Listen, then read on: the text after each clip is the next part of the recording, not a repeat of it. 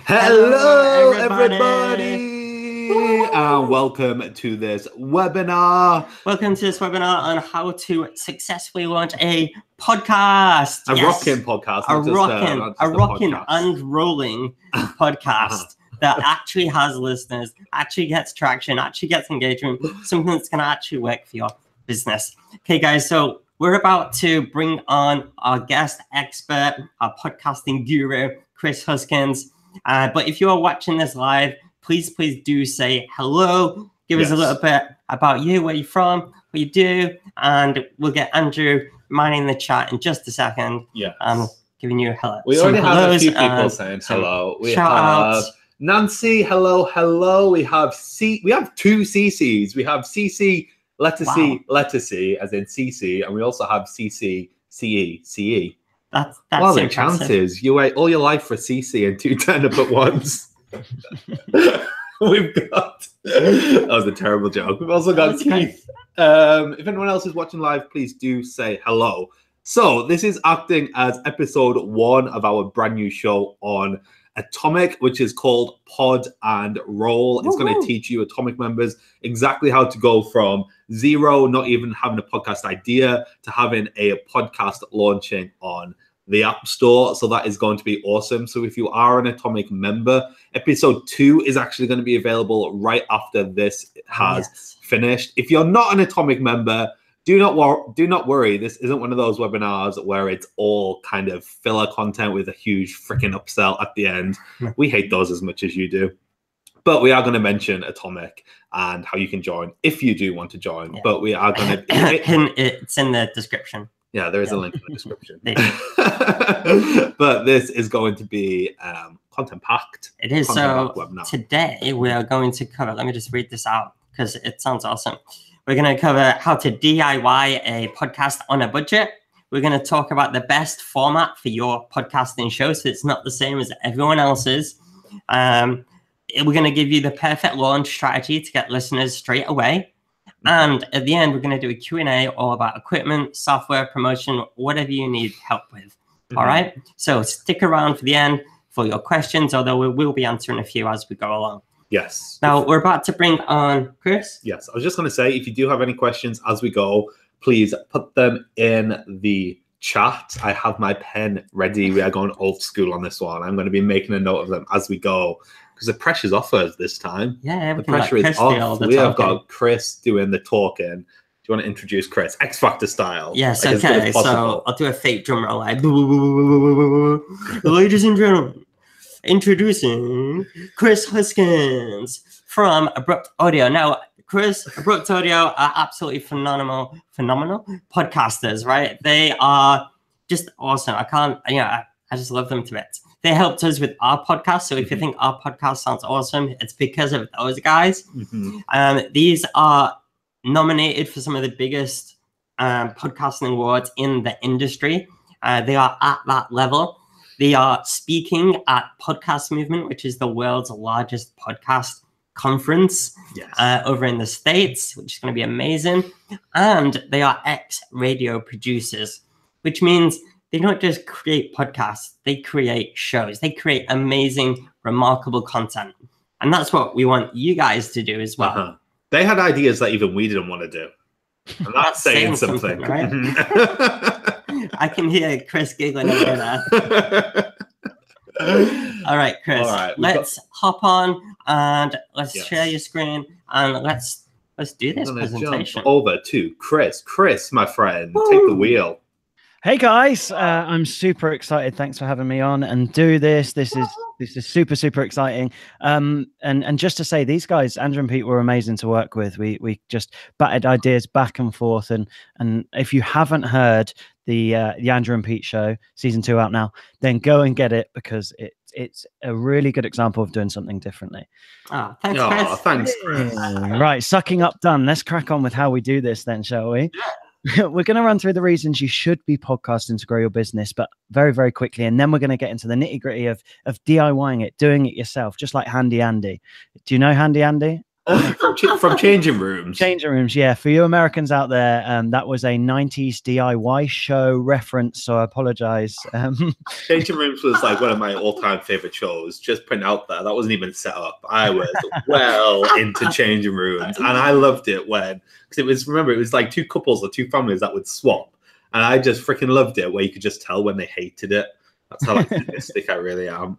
And they would go back and like the rooms would be completely different like afterwards. Yeah. Sorry, I digress. It was an amazing show. And Handy Andy had this amazing little tool belt, and he always only had like 3 or 4 things in. And that plays in really well to the analogy, actually, because podcasting, you really only need 3 or 4 things to make an awesome podcast. And so we're going to go through that.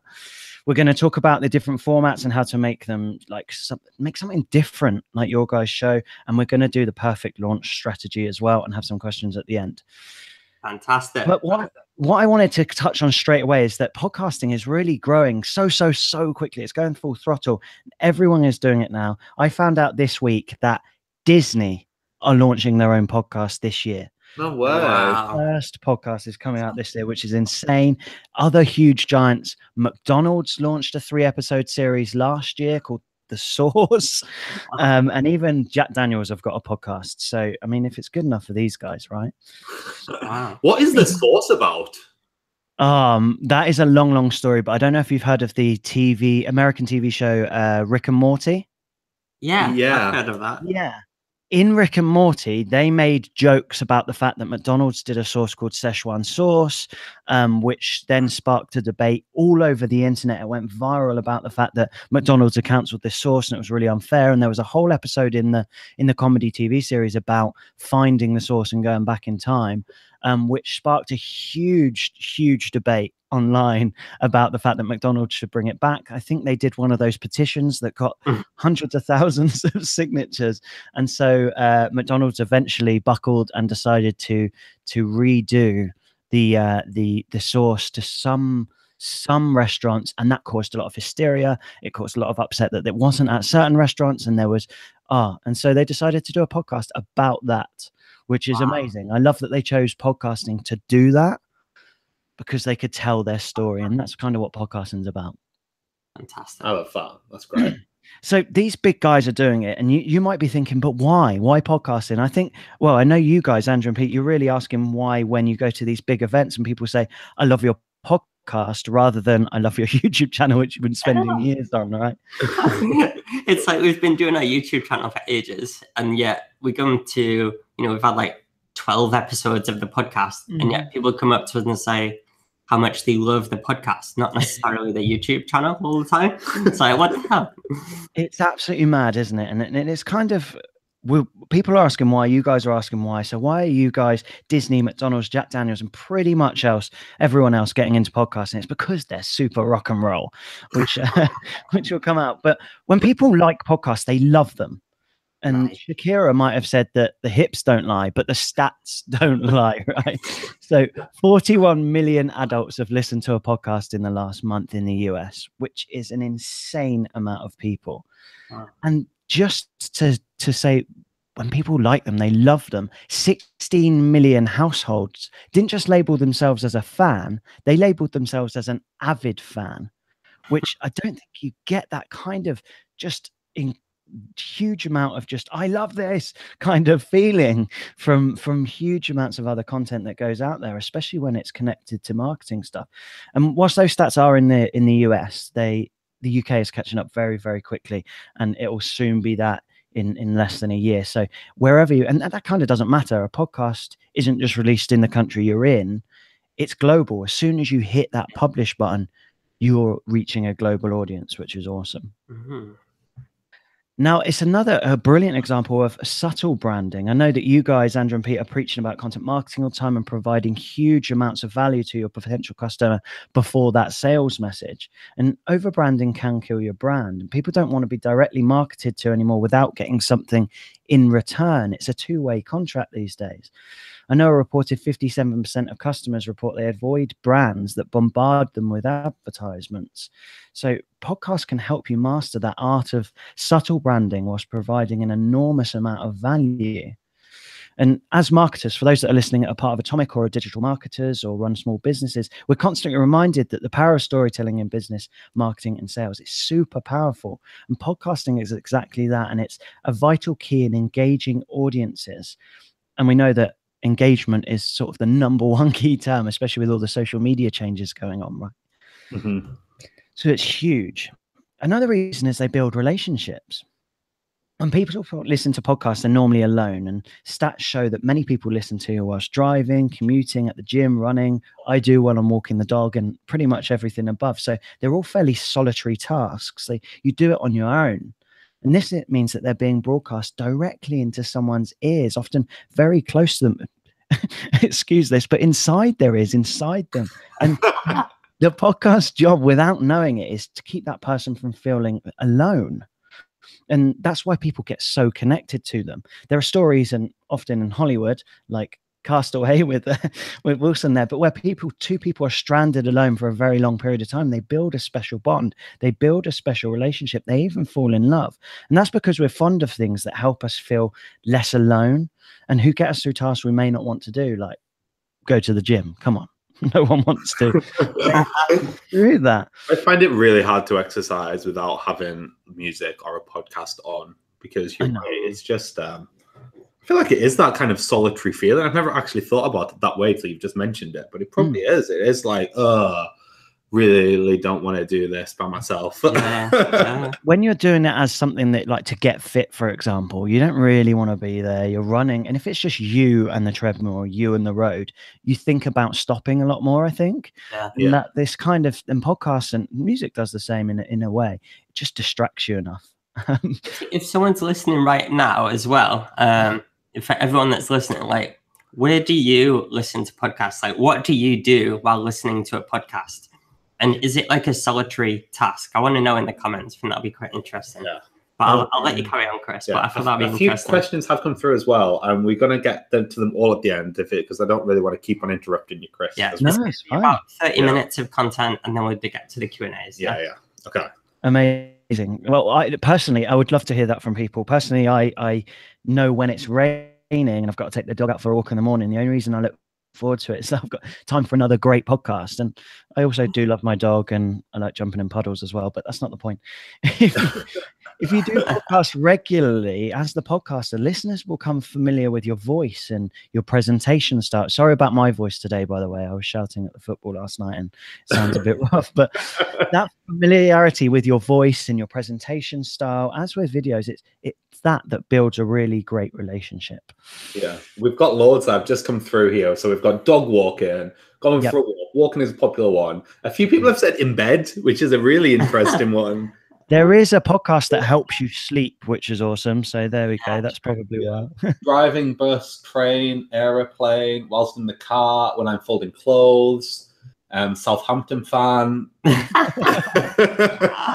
think I know who that's coming from. Is that from Mark? That is Jazz Fly W. Oh, okay. Can you just say how awesome are these slides? They're so rock and roll. And thank you. I did like help with this, Brandon. You did. And I love what you've done with them. I love this because the next point is podcasts are super easy to consume, and this big old face about to eat the words. It's perfect for the word consume. Okay. For the same reasons as I just spoke about, they are easy to consume, and you can listen to podcasts whilst doing almost anything else, and it doesn't force users to abandon what they're doing or what they were planning to do for the day. And time is more valuable than money to a lot of people these days. I mean, not personally, but as marketers, we need to make sure that we're adapting our marketing efforts to suit the behaviors of our customers. And so that's why so many busy people do love podcasts. Another huge thing, and I'm going to wrap up on the whys very soon, but they do reflect your true brand or your personality. The day of the radio voice is dead, and I'm sorry, BBC Radio 2, but it is dead. You have to be yourself. And podcasts and using your own voice show your true personality, and you cannot hide. And as with video, you have to be you. I know that Russell Brand did this really long podcast, and he actually tried to stop it from going out, or he didn't want parts of it to go out because this big Russell Brand kind of guy and I just thrown my hand up there and smashed my light. That big kind of character that he is, he can't maintain that forever.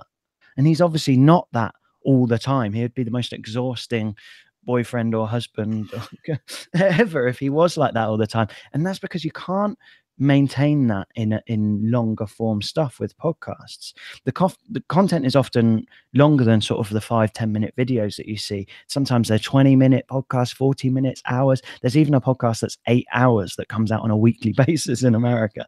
Wow. So that's an awful long time to keep up a fake voice or a personality. But that is exactly why people listen. You gain a lot of trust by opening up this way. Sites like Trustpilot and Checkertrade, they've built a business on this idea of giving a voice to people to build that trust. But the problem is you get fake reviews on there. People make up fake yet hilarious names like Teresa Green or Toby Larone.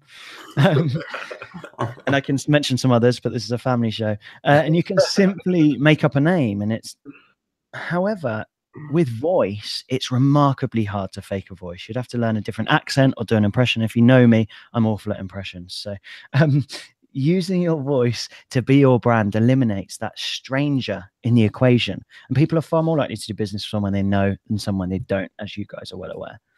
You do a good Radio 2 impression. That's because I've been on radio for very long time. The only other one I can do, I think, and this is probably going to upset a load of people, but Jimmy Carr once taught me how to do a Scouser accent, and he said you just say "chicken and a canachol," and that's the only one I could remember to do. That's great. I won't even try, Geordie, because I'm going to upset you and a lot of your fans. So. Yeah. Now, I could talk about the whys all day long because that's my job, but I'm not going to. I'm going to get into the hows. But finally, just to say you all reach a higher and wider audience just for a fraction of the cost. Compared to the equipment you need for video, podcasting is cheaper and arguably a little bit easier. You can sit at home in your pants, as I am now. No, I've got trousers on. I'm joking. But you can record a podcast and no one will even know. You can get equipment for less than $100 or use equipment you might already have. And then for a low-cost hosting, you can push your podcast to iTunes, Stitcher, SoundCloud, Google Play, YouTube, and even Spotify. Do you know who else is on Spotify? Yeah. The Beatles, Ozzy Osbourne, Metallica, Johnny Cash, Green Day, and the king of rock and roll himself, Elvis. And that's why podcasting is so damn rock and roll. That's great. That's awesome. That's our whys, right? Let's talk about how to do it, shall we? Let's get into the nitty gritty of it. Let's DIY it. Let's handy it for Andrew. Podcasting requires a tiny bit of equipment, and depending on the format you choose, skills you can learn quite quickly too. And this means that you can DIY when it comes to podcasting. The microphone in your smartphone is pretty impressive these days, or even a USB microphone that costs less than like 70 quid or dollars. Will do an awesome job. I think you guys use the Snowball or the Snowball or the Yeti, is it? Yeti we're on. Yeah, the Blue Yeti. Amazing. And in fact, some of the biggest podcasts out there use these microphones that are less than 100 quid, and they edit on a free piece of software. And I'm going to touch on those little bits a bit later on. But there's also a super quick turnaround when making a podcast and getting it out. There's some really simple steps. And at the simplest level, this is what they are. You record a conversation with someone, or it could be just you. You had an intro and an outro. You had some theme music. You clean it up so it sounds nice, obviously. You export it as an MP3, upload it to a hosting company such as Libsyn, and I'm going to touch on that a little bit later on as well. And voila, you're on Spotify alongside the biggest rock and roll people in the world. Now that makes it sound very simple, and actually it is quite simple in that, but there are some resources that you might need to do a few of those steps. So for example, recording with calls with people all over the world. I can't afford to fly out to interview people all the time, all over the world, as much as I'd love to. So you can use things like Skype and Zoom to chat online, as you probably already use, but there's some great tools that plug into those. Say Ecamm Call Recorder plugs into Skype to allow you to record two separate sides of the call. Zoom.us has that built into its recorder. And the amazing thing about those is that you get two separate tracks. So if I was talking to you guys as I am now and we were recording through one of those, I would get two tracks at the end I can download, one with my voice and one with your guys' voice. So if you laugh at one of my hilarious jokes inevitably, and I don't want that laugh in, then I could cut that out, or I could cut out my joke and put a funnier one in, which is far more likely. That was actually, because we recorded ours over Zoom this time around, and that was actually really, really helpful. And it's all completely built into Zoom as well, so we didn't need to like buy any other piece of software that plugged right in. That's cool. The brilliant thing about like how easy a podcast is, like when we're recording our show, we've got like the main bolt done, and then like Chris, you're like, oh, by the way, guys, I need you to say like this line. And we were like, oh my God, right? If that was a video, we would have to get the exact same outfit, same hairdo, same lighting, same setup, same camera angle, everything exactly the same for it to be seamless to fit in a video. Yeah. With a podcast, it's just like, oh, okay, we'll just record it and then send it off. And you can just, and even the other day, I made like a secret bonus episode podcasting. And literally, the very first time I used the software, which I think you're going to mention in a minute, like I did it. Yeah. And I was like really impressed with myself. I was impressed with you too. Yeah. Oh, thanks, Bob. But it was like super freaking easy. I was like, wow. I mean, like with a little bit of help from you guys and telling us where to go. But I thought like, wow, I can do this. It's amazing, isn't it? I mean, when we did some video work after season 1, I was like, video takes like 10 times as long to edit. And it's for that exact reason. Do you ever watch like the local news, like down here at South Today, or the local news programs? And they'd be doing a piece, and then they obviously needed to edit something in, and then they'll have what they call an establishing shot, which is just a really inappropriate panning shot of the office, or a zoom in of a mixer, or just something that's completely useless to the shot. And it's normally because they've had to have a bit of something in because they've had to edit what the guy was saying. You don't have to do that with podcasting. So, I mean, it does save you a hell of a lot of time. And it's kind of why you can DIY it as well, in that you don't have to have someone come in and do that. And learning the skills, like you were just saying, Pete, is quite quick. I mean, another piece of software that you will need for recording and editing is a recording and editing software, and it's used for cleaning things up and mixing it down, making it sound really sweet. And there are free options in that as well, which is amazing. So you've got GarageBand, which is for Mac. Unfortunately, it's not on PC, but it's built into Mac, and it's even built in on a phone, which at the end of the course, which we'll talk about later, will be another amazing webinar. There's Audacity, which is that what you were talking about, Pete? Yeah, we've just learned something there because we didn't even realize we had GarageBand. Like we didn't know we can do it on GarageBand, or even that it was on our phone. Like that's freaking cool. Yeah, it's built into your phone, which is just amazing, and you can do some amazing stuff just with a phone. We'll cover that a little bit later on. Audacity, if you don't have a Mac or an iPhone, then Audacity is there for PC and Mac users, completely free again, which is just incredible. And I know some massive podcasters that are using just a USB mic or the smartphone mic, or even those headsets you get with an iPhone. The microphone on them is really, really good. And then using Audacity or GarageBand, and they're getting 30, 50, 100,000 listeners on something they made essentially for free. And that's really cool, isn't it? Audacity as well, guys. Like, don't judge a book by its cover, because it is like the ugliest branding I've ever seen. Like, they had their logo designed in the 80s and haven't changed it since then. That is completely true. The software is great. When you first recommended it to us, Chris, we got to admit, we did like go to the website and like download it, and we was like, is this an actual thing? Are you sure? Going to give us like a virus? Because this is ugly. Yeah, you have to get through all that. It does look like the original Microsoft Word, doesn't it? When you open it up, it's like all the buttons at the top look like the old copy and paste button off of Windows 95 or something. Yeah. It does look awful, but it's almost as powerful as some of the bigger ones. And in the course that follows this, we do go into a lot more detail on all the other options. We use Adobe Audition. You can go right up to the top level that people like example use in Pro Tools, but these tools here will get you started and help you DIY it. We've just got a question here from Cece, and she's asking, what are these used for? So if these are editing software, so maybe we could just clarify exactly what we're doing inside these tools. Yeah, absolutely. So there's two things that these will help you do. One is if you want to record into a computer, you need something that will record that for you. And you can hit record in things like QuickTime on Mac, but it's really great to record straight into these. So the same with GarageBand as Audacity. You can record straight into it. You can see the levels. You set up your microphone in there, and so it's used for recording. In the picture, I don't know if you can see, there's a big red button on both of them that will allow you to record. And then after that, it's editing. So if you cough or if you make a mistake, you could, with podcasting, it's rarely live, so you can mess up as much as you want and just cut it out and add bits in, and these will allow you to do that, and that's what they're for. So we record via straight into Audacity or GarageBand, or we throw in our recording from Zoom or Skype interview, or in-person interview that we've done. We throw that audio file into Audacity or GarageBand, and then within there, we can edit the audio, clean up any ums and ahs, make sure it's all equalized so there's no like really loud bits and then really low bits.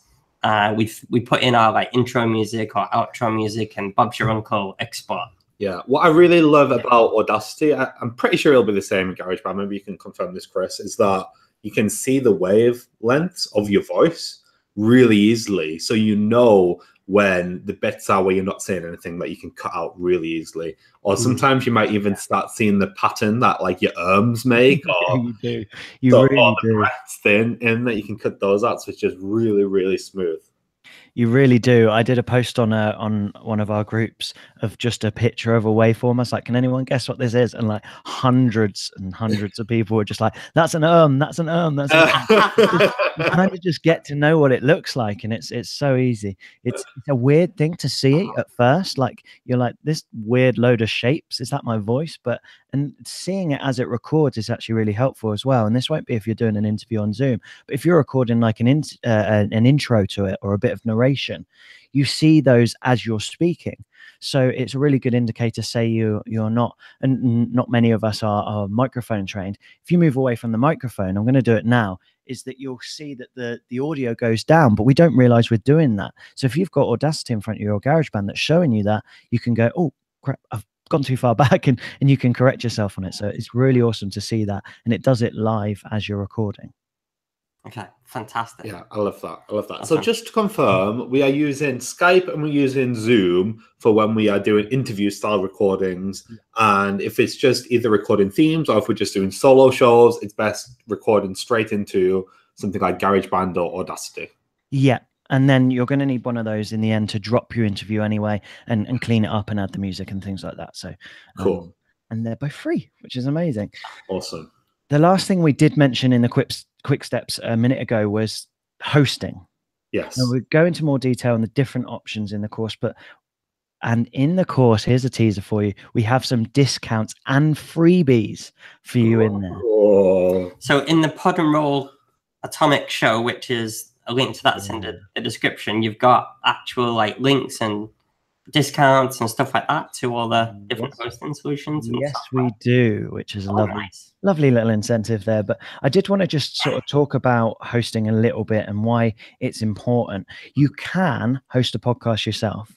You can use, say, Amazon S3 or Google Drive, and then use the URLs you get from that, and use a plugin for WordPress and do it through your own website. But it's going to be a lot of work that way. It's Apple and the others, they change the way the feed needs to be every 5 minutes, and the setup of all the different destinations. I spoke about iTunes, Stitcher, SoundCloud, Spotify. They would have to be manual setup, and you could find yourself uploading several times every time you have a new episode, which everyone's frightened of. And I see so many podcasts that are like, oh, I'm sending it to Apple. Okay, well, make sure it's everywhere. Oh no, but I don't want to upload it 10 times. With a good podcast host, you don't have to do that. The great thing is about a well-picked hosting company is that they'll do all that work for you. So you upload your podcast file to one place, you hit publish, and it posts to everywhere: iTunes, Apple Podcasts, Stitcher, SoundCloud, Google Play, YouTube, Spotify, TuneIn, and the list goes on. And we love two podcast hosting companies, Libsyn and podcast websites. They're for different things. So be sure to pay extra attention if you do pick up the course for that and those discounts. Oh, that's really cool. So all these apps are places where people listen to. So whatever people listen to their podcasts in, whether it's iTunes or whether it's one of these other ones like Stitcher or TuneIn or whatever, that's where people listen. So if you upload it to Libsyn or podcast websites, it will automatically go and upload itself to all these various different apps, so that everyone, no matter what phone they're on or where they listen to the podcasts, they can get access to it automatically. Absolutely. And I'm going to talk about a little bit why it's so important to be in all those places a little bit later on. Cool. I just wanted to pick up on formats next as well, because we go through all the different types in the course, but to give you a brief overview, I'm sure you've heard of podcasts that are, say, interview based, two people chatting about marketing, music, or there's even an interview based knitting podcast, right? Wow. This picture that you see on the screen is Mark Maron and President Obama. When he was president, he came and was a guest on the podcast of Mark Maron in his garage, which is just insane. That shows how big podcasting was. And that was 3 years ago. Was it? Wow. Yeah, over 3 years ago now. That's how big it was then, and now it's even bigger. So that's amazing. And that's the interview-based show. There's drama or story. So there's also some story-based podcasts like Homecoming. Or guys, have you listened to Serial season 1 yet? I've listened to I've just finished the first season. I was hooked. It's incredible, isn't it? It gets you hooked. It's the only podcast that I've ever heard people talking about in the queue of a shop that they were going to go and listen to it in pre-drinks before they went out. What? That's insane. I would not. You can't be drinking and listening to Serial. I was like tuned in. I was having no distractions. Yeah. I've never even heard it. Like, I've heard of it. I've never heard it though. Well, we're going to, everyone who's watching and listening, this is actually just a big accountability piece for Pete so that he goes and listens to Serials. You've got to hold him accountable. We've got some Serial fans here in the comments. Marissa, Nancy. Shane says, for Serial fans, check out West Cork on Audible. Have you heard of that? Wow. I haven't, no, but Audible have done a string of their own stuff. Which is awesome. They've put some real big production values in. What I will say when you're listening to these is don't be disheartened if you think that, like Serial, for example, was a team of like 12 people working around the clock for over a year, nearly 2 or 3 years to create this. So I'm not saying that it's not achievable to create something like that. It 100% is, but don't get disheartened by listening to this stuff. Yeah, it can feel like that, but you can make amazing stuff. But don't think I'm going to try and do the next Serial because it was 10 to 15 people, and you don't want to do the same as everyone else anyway. Yeah. Do you know what was cool about Serial though? Sometimes a lot of it was just phone conversations recorded. Yeah, but even I don't know if you caught like the catch-up episodes where she went back a few months later. She was recording fresh from the new trial, and she like described her setup process, and she was just in a cupboard surrounded by these leopard print dressing gowns. Yeah. Just in like the cupboard in her hotel room to like create like a little sound booth.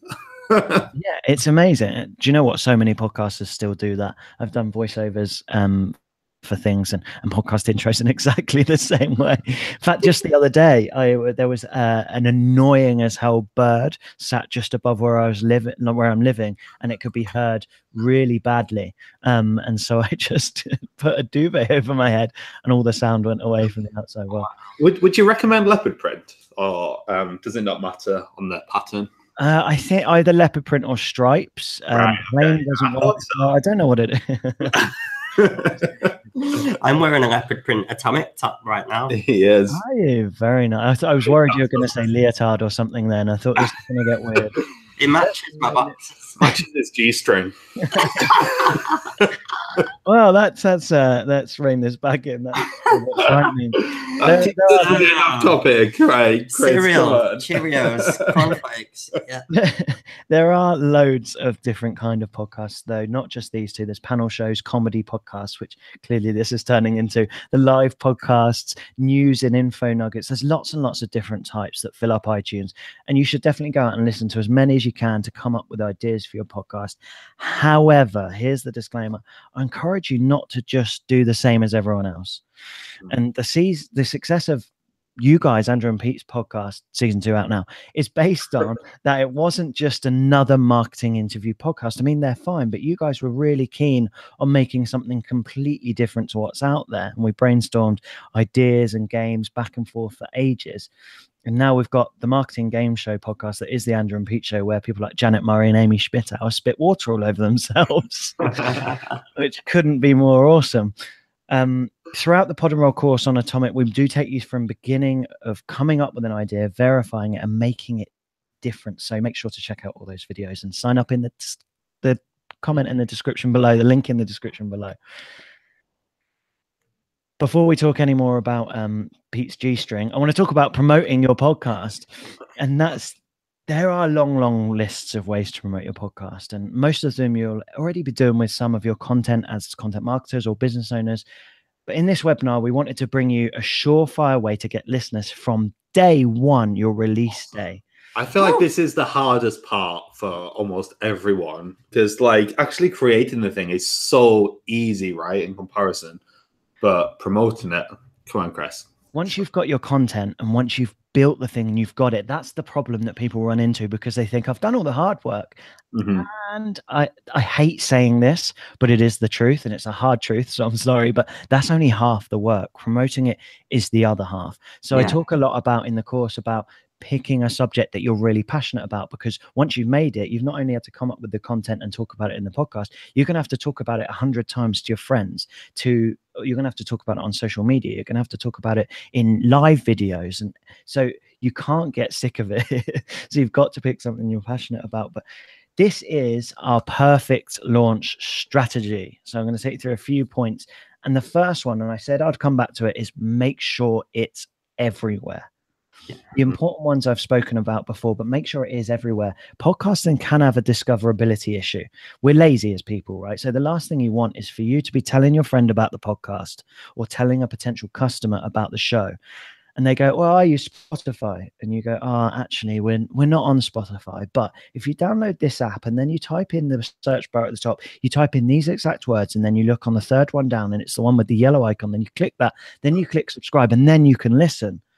They're going to go, yeah, I'll do that when I get home. But they're really thinking, yeah, I'm never going to do that. Can I ask you a question on this one then, Chris? Yeah. We've been promoting season 2, I've almost been questioning myself, am I doing this right? So how do I direct people to it in the best way? And what I've been going with is just telling them, search the Andrew and Pete Show in whatever app you use.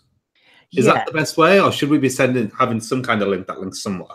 It's a great question. There are two sort of answers. And one is to think about why you're doing the podcast. Mm-hmm. And if you're a marketer or a business owner, you might be doing the podcast to drive more traffic back to your website to convert and all those other things. So if that is your main goal with it, then I would say have a set up podcast page on your website that has clear links to all the other apps, and send everyone there. Right, got you. If you are doing it for, and you can still do it the same way, but if you're saying, I would then say to the person who's having a conversation, what app do you use? Spotify. Brilliant. Just search Andrew and Pete Show. Yeah. And there's a big argument towards always giving the Apple or the iTunes address if people are asking. But that argument has started to die down now. The figures last year were like 78% of listens came through iTunes or Apple Podcasts. It's come down to about 60% in the latest figures of the first quarter of this year. So I would say just go with whatever the app they've got in front of them. They can search it, make sure it's everywhere. But if your goal is to get them to your website, then have it on the website, because it's only then going to be 2 clicks away. Yeah. They could listen with the embed players in there. So that's really, I always go to the website in honesty. Okay, awesome. That's awesome. Cheers, Chris. Cool. So the next one is use what you have. Your first action promoting your podcast is to use what you have: existing fans, email lists, social media follows. Reach out to them, ask them to listen. If they're going to benefit from it, of course, ask them to share, leave an all-important review in podcast apps. And this initial influx of people generates a real buzz, and it's a huge benefit to try and get on the front of pages of podcast apps, or getting that little popularity bar, which horrible bar, but in iTunes to light up. Those reviews and those influx of people is really useful. And it's the same with when, say, you launch a YouTube video, guys, asking some of your closest people to put a few comments on. It just gets the ball rolling. Same way as if I put a Facebook status up, I'm probably the first person to like it, which seems really, really like I just love my own stuff, but actually just helps get the ball rolling and helps those algorithms to start playing. And so that's a really important point. Use what you have around you. The thing is, though, you do need to be smart with it, especially on social media. And one of our favorite ways to do this, and it feels really odd to say because we're promoting audio, but it's to use video. We love these little audiogram videos. Do you know the ones where they have like a picture in the background and a little animated waveform over the front? Yes, I've just discovered recently sparemin.com. I don't know if that's what you recommend. Absolutely. I just stumbled across that. Is that a good one? It's the best one. It's he knows his stuff. He's been listening. Also, what's super cool about it is it's completely free. I was blown away by how free it was. There wasn't even like a Sparemin logo or anything. It didn't seem like there was any restrictions or anything anywhere. I didn't quite get it. So why don't you tell the audience like what it does? Yeah, so it creates a video out of your audio. So you go into the program. It's Sparemin by a company called Headliner. So you go to headliner.com/Sparemin, I think. You go there with a clip of your podcast. Now, I always say when you're making your podcast, make a mental note of something that's awesome. People's attention spans are quite low. So something that's about 30 seconds. If you're going to go up to a minute, I mean, Instagram cuts off at a minute with video anyway, doesn't it? I think. So I would say 30 seconds of something that makes people go, I really want to listen to that. You take that little bit of audio out and you can use Audacity or GarageBand to cut that out and just have it on the side. Then you get your podcast artwork, a nice picture or something. I mean, that doesn't even have to be the artwork for the podcast. It could be a photo of the guest. It could be Amy Schmittauer spitting water down herself, whatever it is. And you go into Sparemin and you upload the audio. You upload the image and then you select what you want it to look like and you can change colors or whatever, but it creates a video of the image in the background and the audio playing with an animated wave across it. So, like a sound wave, like we saw on the pictures of Audacity, it will create that across the top. And the amazing thing about that is that social media loves video over image. It loves image over text and links. And so my biggest recommendation is create these, put them onto social media, put a bit of copy around it. You can even add the can't think of the word, subtitles within Sparemin before you put it into Facebook or Twitter or anything. Nice. It'll do that for you. It will generate some, but with my southern twang accent, it doesn't quite get it right all the time. But you adjust those and then you put it in there. And the biggest thing from me as well is don't put a link to the podcast in your post with that video. Put it in the first comment underneath. Because Facebook has spent a lot of time getting you there. Twitter has spent a lot of time getting you there. It doesn't want people to get sent away. And you guys are the expert on this algorithm, but not sending people away straight away gets your post up there. So having video and not sending people away is a massive, massive thing for getting started, because you just get so many sudden hits to that clip. And if that clip is good enough to make people listen, then they go and listen. Yeah. If you don't know what we're talking about, guys, and you are watching this either live or within the first couple of days after we recorded this, just go to our Instagram at Andrew and Pete and just check out the very last post. Photo of Mark Asquith with one of these audiograms. Yeah, and you'll see all the little sound waves pop up, and as an example. He is the king of those videos. He's absolutely the king. And we do talk about how to do these in the course completely free.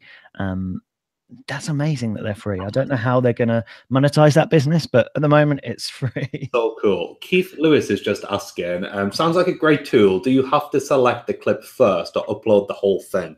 You can clip within Sparemin, can't you? Yes, you can. The only reason that I don't is that normally that just takes longer to upload, and my internet can be a pain in the ass wherever I am, all over. But I always like to have the clip just there anyway. So if someone asks me, oh, what's your podcast about? I just ping them that video or ping them that clip just to say what it's about. But you can upload it and then cut it down. If you end up uploading a 2-hour audio, it's going to take a lot longer than just uploading a 20-second clip. Yeah. Awesome. Okay, cool. Awesome. Thanks, Keith, for that question. My next point is if you do have guests, promote with your guests. It doesn't hurt to ask, but don't nag to share to their own followings. Big guests won't always do this, right? But it doesn't harm asking once in a nice way. And you cannot recommend enough making this easy for them to do. So you can write example tweets that they could just click to share.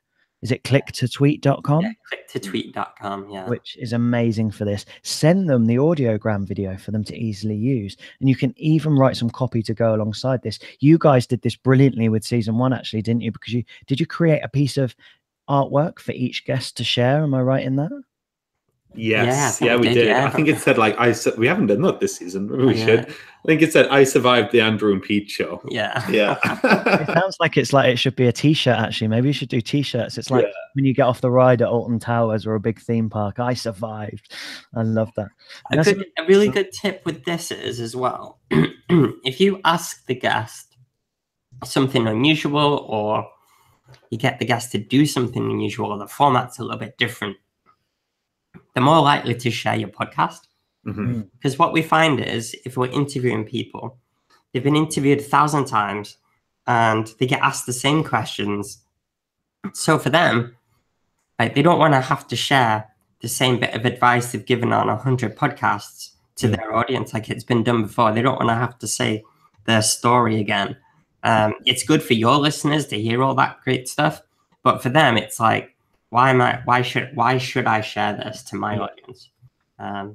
So that's a cool tip. Absolutely. Really, really great tips. And that just, making it easy and giving them a reason why it couldn't be better advice.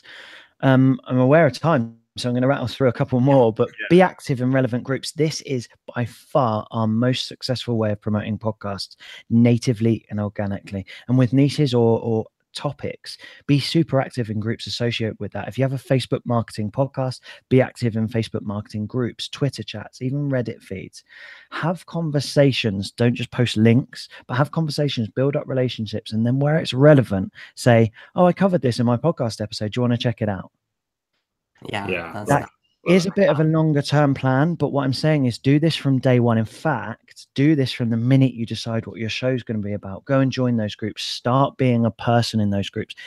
Those will turn into real long-term listeners and will turn into fans, and then they'll do whatever you want them to do within reason going forward, whether the podcast's for generating business or just to start a new group or whatever. Fantastic. You guys actually in the video promoting this spoke about some awesome little things we taught you that have been amazingly useful. And one of those is that in the new updates that came when Apple started to improve its podcast offerings, they gave us the option to have podcast trailers. Yes. And I cannot recommend having one of these enough. It allows you to get your feed up and running before episode 1 is released, which is amazing. It just trains the listener to start listening. It trains the customer to start listening, that behavior. It gives you a flavor for the show, and you can really show some best bits once you've launched that tease people into listening. And in your hosting company, we talked about like Libsyn and podcast websites, you can list that particular clip as a trailer. So then when people come across your podcast for the first time in iTunes, that's listed at the top as the trailer for the show. And if trailers are good enough for movies, right, we should be using them for podcasts. So that's really, really awesome. Yeah, we actually combined 3 and 6 for that. So we actually just stripped the audio from our trailer video and uploaded that as a trailer for season 2. So amazing. Double whammy. That's our perfect launch strategy. If you did all of those things in that list, you have guaranteed success. I mean, I'll put my address on the screen if you want. You can come find me if it's and I'll give you a free way to make it. But if you do all of those things, and there are many, many, many more. And in the course, here's a little teaser for you. We have a podcast promotion, and we call it the Super Duper Podcast Promotion Checklist, which you can download and use as an active document. Nice. Anyone ever ticks off everything on that list, they get a gold star and a pat on the back because it's just a huge list of stuff. I'm going to do that. Wow. That is challenge accepted. It is. I feel like I want more than a gold star, though. Yeah, we'll see. I want to throw this back to you guys, put you on the spot, but you guys did some awesome ways of promoting the launches of the Andrew and Pete Show. What was your sort of coolest or most favorite different thing that you did that I haven't mentioned? I think for us, our 2 biggest things were to get people subscribed somehow. so that we could keep sending it to them. Yeah. So yes, you can get people to subscribe to a podcast via the podcasting apps, but we also told people to subscribe via email and also to our messenger bot. And we offered like a VIP thing for that. So we said like, during the VIP lunch party, we'll give away prizes. We'll give away first look access to you. You will be subscribed for the rest of the show. Yeah. Is that okay? And that was really good because now we've got people engaged and subscribing. They'll be getting it every week. And so we can get feedback off them as well. Which is great. So that was important for us, especially because we have regular video content as well. Yeah. So we didn't want to like double the amount of emails that we were sending our list.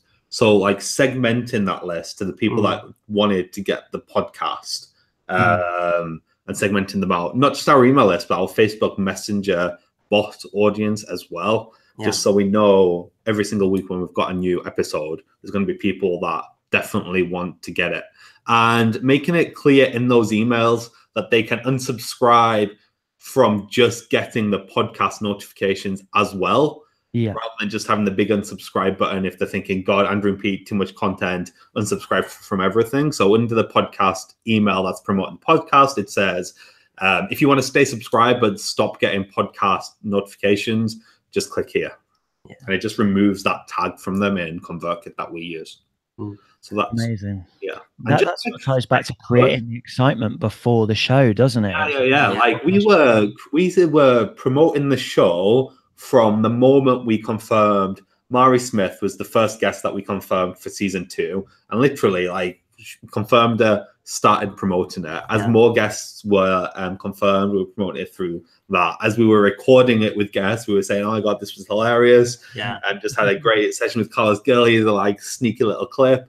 And it's just previews. Sneak previews. And it's just never missing a trick in that build up to actually launching it. I tell you what's a really good one as well, which I think goes down really well. If you've got like Instagram stories, if people ever make like a really good review or just mention it somewhere in comments or on the podcasting app or on Facebook or Twitter or whatever, just take a screenshot and post it onto your Instagram story or tweet it out and say like, getting so much good love for the podcast, like why don't you give it a listen as well? You know? That works like the old queue mentality, doesn't it? Like you could have the worst game ever at a fairground, but if there was a queue of 10 people, you'll go and join because you want to know what's going on. You want to know why it's so good. That works in exactly the same way. It's a really cool tip. Another thing that I did hear, which was, I'm not sure about this, but apparently it works amazingly. If someone sends you a message saying how much they loved it, asking them if they wouldn't mind going and posting, just copying and pasting that message of love as a review in the app. People are really happy to do it. They've already sent the love, so it doesn't feel too dirty or too markety, but it actually makes a massive difference. We had a question on reviews. Let me find it. We've got a few questions coming in from you guys, which we wrote down, so we will get to those in a second. Janine asked a bit earlier, is it important to get in as many reviews as possible in the first 24 hours? It used to be way more important. It used to be way more important than it is now, but it doesn't hurt whatsoever. The longer answer to that is that Apple, it used to be a big Apple thing, and you used to want to get on something called New and Noteworthy, which you had like 8 weeks to get on. And if you got on there, you got loads of organic listens because people used that to search for the new cool podcast. But that's broken. It broke about a year ago, and they're updating it. We're not sure what the algorithm's going to be on that, and we're not sure what the replacement of it's going to be. I have a podcast that's still on the front page of that hasn't released an episode in nearly 2 years. So New and Noteworthy is broken, and that's what reviews used to help you to get. New and Noteworthy is now old and finished. Yeah, kind of. I mean, some new shows do go into there, but they're definitely, the thing we do know is they're definitely going to replace it, and reviews will have a big part of that. And reviews do well in anything, like for your business on Facebook and Trustpilot, whatever it is, on Google. So I know one launch strategy, quite a big player did. They did like these amazing giveaways, and they basically said like, if you share it and leave a review, you'll be entered into a prize to win XYZ. Yeah. Which can work really well if you're doing a launch of your podcast and it's new. Yeah, absolutely. I've seen that done 100 times. I did actually find out that it's actually illegal to give away Apple products. Like, I never knew this before, but I got an email saying you can't give away an iPad. I'd bought an iPad to give away and got in trouble. So there's a little bit of insider information. But give away anything else, it will be fine. In an Android box, they'll be happy. I think the Christmas has come at once. I could carry on and talk for hours, but I'd probably give away everything that's in the actual course. So I'll stop now because I know people are probably dying to ask some questions. So please do go ahead, ask those in the comments. I know you guys, Andrew and Pete, have been collecting these as we go along, so I'm sure you'll have a few for me. Yes. Before we do that, I just want to point you to the link in the description below. There is a big, juicy link how you can get access to the full Pod and Roll course, which I'm going to give you a sneak preview of now. Oh, wow.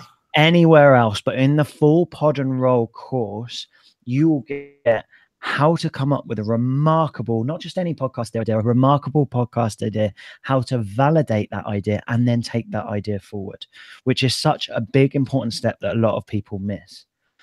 You're going to get a huge ultimate guide to microphones, mixers, and all the equipment you need, from free to right at the top end, the megabucks end. You're going to get the entire guide to those.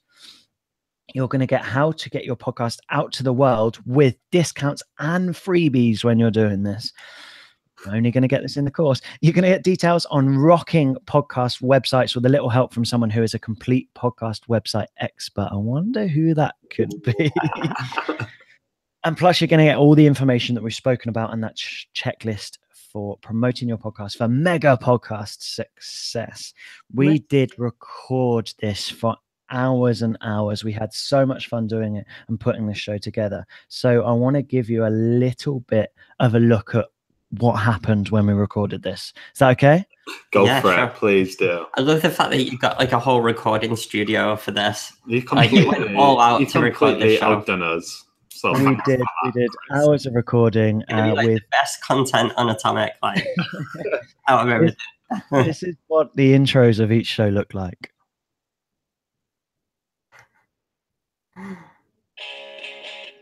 OMG.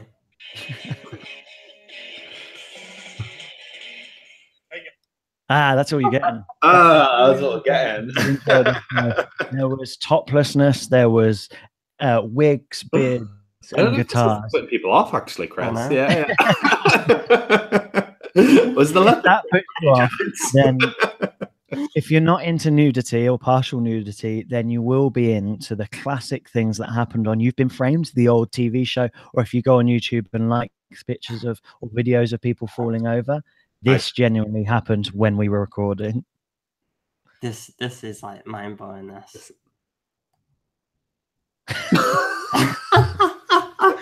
I still can't stop laughing at this. This was not staged. We did record it in a professional studio, but the stool genuinely broke apart. That is amazing. Honestly, when you first sent us that, I was like, I thought you would set it up. It was just so perfectly. It was just a complete like comedy fall. It still makes me laugh to this day. So there is all that fun and all that value in the course. So do go and get the course now. And the amazing thing is, and this is the only bit where I'm going to do a little bit something silly, go get the link below, but that's not all you get access to. The Atomic membership has a load of shows. I'm personally a member of Atomic. I pay for that membership and it is incredible. My favorite two courses, apart from this one, of course, because this will be the best course on the platform, but Content Mavericks in there genuinely helps me mold all the content I used to build Abrupt Audio, or I used to help build Abrupt Audio, and it's helping me right now with a new venture I'm on. Plus the emailed course helped me boost my click-through rates of my emails through the roof, and I actually made sales with my email marketing after doing that course. So can you believe that? Can you believe it? It actually works. That's just a few of the shows on there. Do you guys pick up from there? What else is on there apart from the amazing community? Thanks, Chris. We actually, honestly, guys, we haven't even rehearsed this part. So yeah, thank you, Chris. That was really nice to hear. It's true. We haven't even said the price, right? So this sounds super expensive. It's not. We're going to be launching Pod and Roll throughout May, and Atomic is $37 a month. So if you want to join Atomic just for this podcasting course, it's going to cost you $37, which is nothing. You can do the course in May, and then if you want to finish your membership in May, that's it. But throughout all of May and for however long you stay, you have access to all of our shows where we could cover things like content marketing strategy, we cover email marketing, social media marketing. You also get access to the Facebook group where we do Q&As very regularly. You get open hours with us, and Chris is in the group. And Chris is in the group. You can answer all your podcasting questions. Yeah. Like exclusive access to me for just $37 a month. I'm sure that I can get behind that now. That's so cheap. Yeah. Oh my God. You get access to yourself, Chris, for your membership. Yeah, I know. I normally charge myself a lot more. Yeah. So I think, is there anything more to add on that bit? No, I think that's it, guys. Right, it's $37. It's a no-brainer. If you want to start your podcast, if you want it to do well, like this is such an awesome course for you to just go and do that. Right, we're gonna hop into the Q&A now. So if you've got any questions about software, equipment, promotion, that kind of thing, we've got a few questions already. We've got a load of questions. Should we get started? Okay, and remember, you can join Atomic at any point. Yes. Isn't it right that we're only going to answer the questions if people are joined, though? Is that right? Or is that... Oh, sorry. No, I got that wrong. Sorry.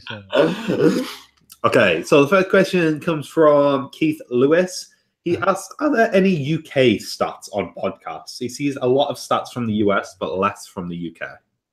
Yes, there are a few, and they're not very good is the honest answer. There's something called Radar, which is the UK version of radio statistics, and they gather a little bit on UK figures, but they don't do it in a very good way. So I don't know, I'm not going to ruin the illusion of radio for people, but the numbers that these people all base all their decisions on are that they send a diary to, say, 1 in 1,000 people in a town, and they fill that diary in saying, yeah, I listen to this radio station, yeah, I listen to this podcast, and then they scale that up based on the thing. And that's okay, because we normally do that with statistics anyway, but it's a really sort of antiquated, old-fashioned way of doing it. And there isn't a personal company that have yet gone, like Edison Research in America, gone, we're going to actually look at how this is going in the UK. What we do know is that it's now in America, it's 1 in 3 people, and slightly higher than that, listen to podcasts regularly. In the UK, it's about 1 in 8 now. Last year it was 1 in 10. It's down to 1 in 8, but we're picking up so quickly. And the reason the Americans and the Australians have such a big advantage is that their style of radio is like podcasts anyway. All of their new cars or the production line have like the Apple dashboard or the Android dashboard, which has a big podcast button, as easy as it is to listen to podcasts on, to listen to the radio. So we're catching up with that, and it's all going to just completely accelerate. It's growing like something like 33% every year, whilst other things like radio and newspaper is falling. So it's an exciting time. Sorry, Keith, there aren't better stats. Market, an opportunity. If it is a huge opportunity. If Keith, if you want to start the company that gets podcast stats for the UK, I'm sure you'll be a very rich man.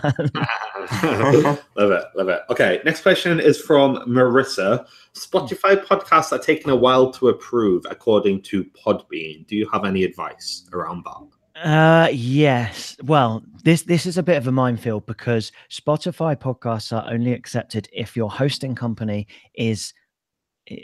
It feels like if they play golf with Spotify, like that kind of relationships. Spotify didn't let podcasts in until late last year. They did this whole thing of, well, if we find your podcast and we love it, we might put it on there, but we're not opening the gates to submissions yet.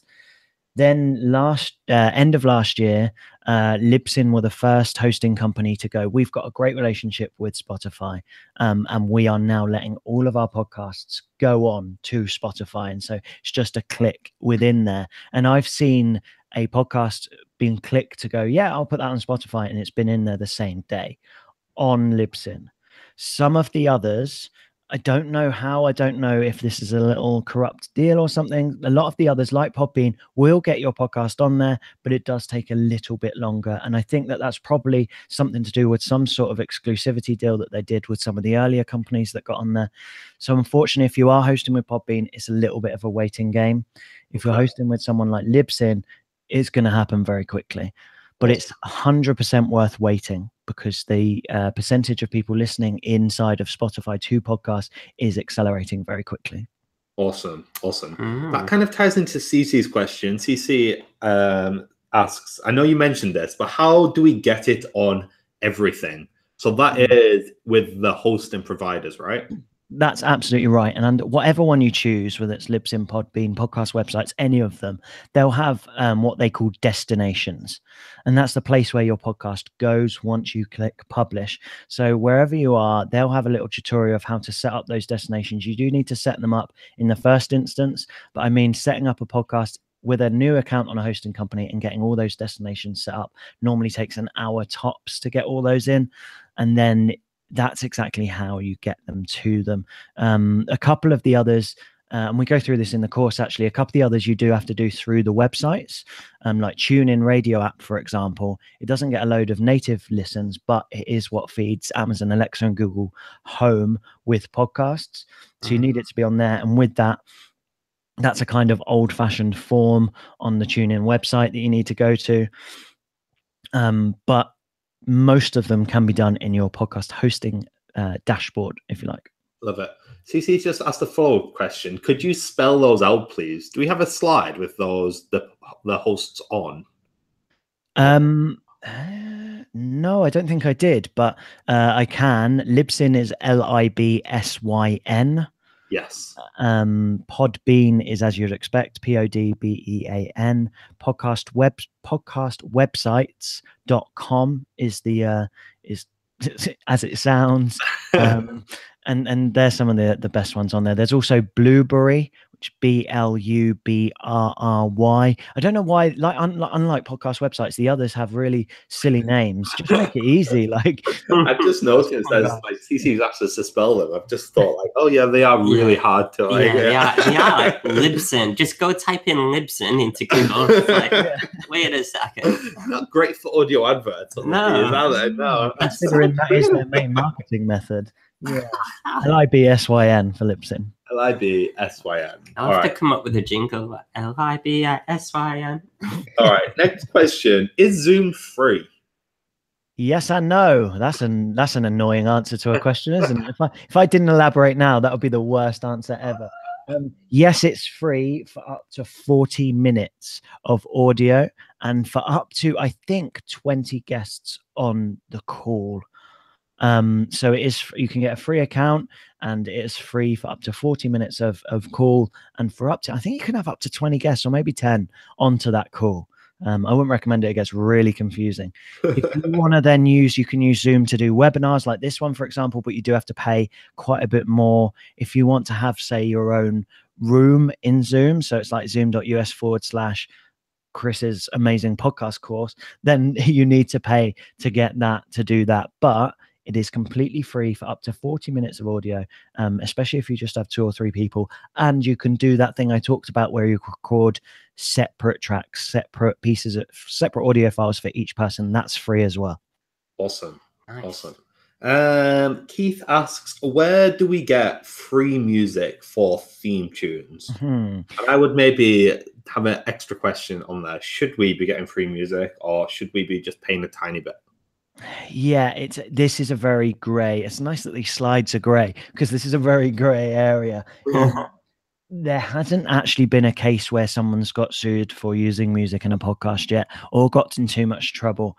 But the old ask for forgiveness over permission, I wouldn't say that this counts for this, because I think someone's going to be made an example of. So I would say you can either use free, royalty-free music, but you need to check that it's actually royalty-free, or pay for a license for something. And something like audiojungle.net it's really quite cheap to get something for a YouTube video or a podcast. You're not looking at a lot of money. In terms of actual free music, YouTube has an amazing library of free music. It's the YouTube Creative Commons library. And generally most of the stuff in there is completely free. Sometimes it will say you need to say this music was by blah blah blah in the show notes that you have in your for your podcast, but otherwise that's a really good place to go, and it's a place that I know is genuinely free, royalty free music. Cool. Okay. Question. Keith also says very few can carry off leopard print. that was more of a statement than a question. It's just Pete. Pete and Mick Jagger. That's something you guys have in common. What's your opinion on like the intros? Like we're kind of like fed up with the like overly produced, like American over the top. I think it sets you up to fail. I honestly do. Like, imagine this: the big marketing podcast brought to you by Chris, and then you go, "Hello, I'm Chris." And it almost sets you up to fail. I really do. Like, it's exactly that moment on X Factor. It goes, Jim, John, and then he goes and does this weird song with a banjo or something. Like, it's do what you, and if people are going to hear your voice for the whole thing, then do your own intro. Do you know when comedians go on stage, they do their intro before? Did you know this? So the weird voice that you get before they go on stage, and it goes, "Ladies and gentlemen, please stand up for Jimmy Carr," is normally Jimmy Carr on the side of the stage. It's the same for genuinely all comedians until they get like massive. But if it's good enough for them, right? Like I don't like the big American style, and I really like, this is a bugbear. And if you've got it, I'm sorry, but if you get a big produced up on Fiverr American style intro and then you're English, it's like, what's that about? Like, just be you, man. Just be you. That's so funny. We need to talk, Chris, about our intro for season 3 because we've got some ideas that are going to change the rules here. That sounds amazing. Can we do a big American one? Just throw all the advice out the window. The Andrew and Pete Show. All right, and our own American accents. All right. We got one more question here from Sarah Clay. So if anyone does have another question, please, your time is now to ask. If you are watching this on the replay, then just comment either in the YouTube comments, or if you are a member of Atomic, post in our group, and us or Chris or someone will jump in and ask. But Sarah asks, are there any stats on what subjects people are listening to?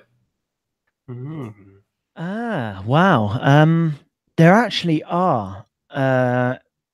In America, again, it's American stats, but there are there's even stats on what advertising works in different categories of what people are listening to. There was a really weird section about people buying more juice and more milk that listen to podcasts. I don't know if that's even relevant, but there are statistics on it. But what I would say, and you'll get this from the course, I'm giving away a little bit more, is actually just go and find out, look at what's around. So if say you're for some reason, I always go back to Harry Potter scarves. Say you're wanting to do a podcast on scarves from Harry Potter.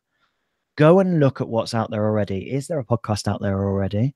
If you find that there isn't, you're probably not looking hard enough, because there's probably a podcast about everything now. Go and look if people were talking about it. Is there a Reddit subreddit about Harry Potter scarves? Is there a Facebook group? Is there a book? Is there audiobooks, or is there authors writing about this? That's going to give you a really strong indication of whether people are passionate about this sort of thing. If they already have the content, if there's content out there, if people have generally started a fan group without being paid, you know that you're onto a winner.